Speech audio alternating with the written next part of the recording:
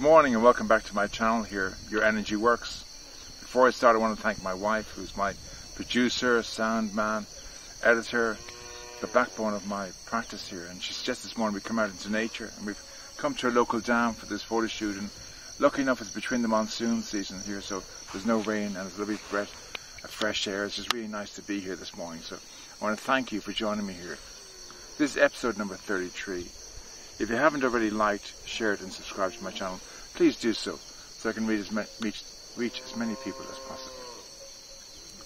This series of 4 episodes I'm talking about is my perspective on mental health. I'm hoping by the time we get to the next episode, you'll be on the same page as me in how we can move forward.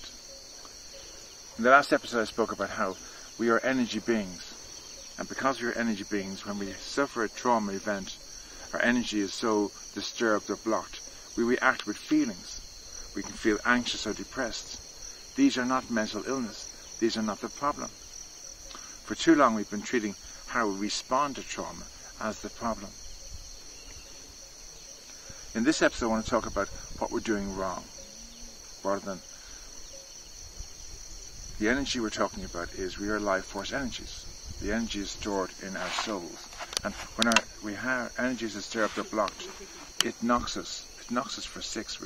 We lose the drive for life. We lose the zest for life. We feel closed and withdrawn in ourselves. And for the last 70 years, we've treated this energy disturbance with talk therapy, psychotherapy, psychiatrists, cognitive therapists, and with the medical profession of medication, hospitalization and institutions.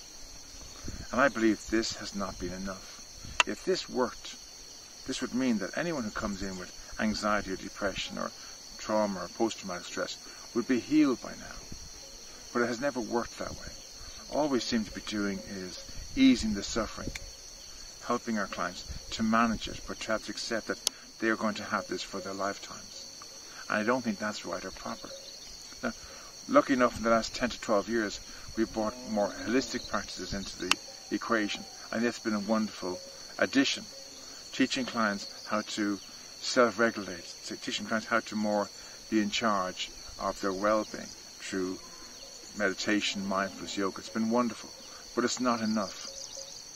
We have to treat the whole body, mind, physical, emotional and spiritual.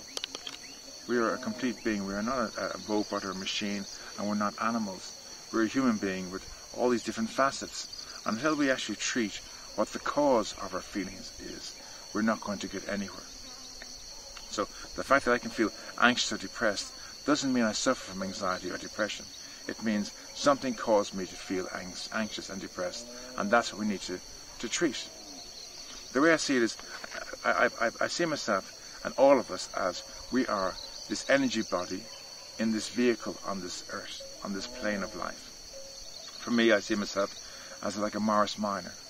Now, my energy is flowing, I'm in the driver's seat. I'm driving my car, it's going smoothly down the road, staying within the speed limit, enjoying the journey. I'm looking after the tires, the tire pressure, the oil, the petrol, the wipers, everything is going smoothly. This car is in mint condition.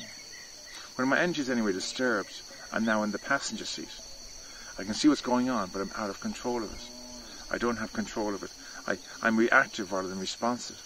I find myself telling my boss to go shove his job, and after I regret it, but in that moment I hadn't got control of the situation.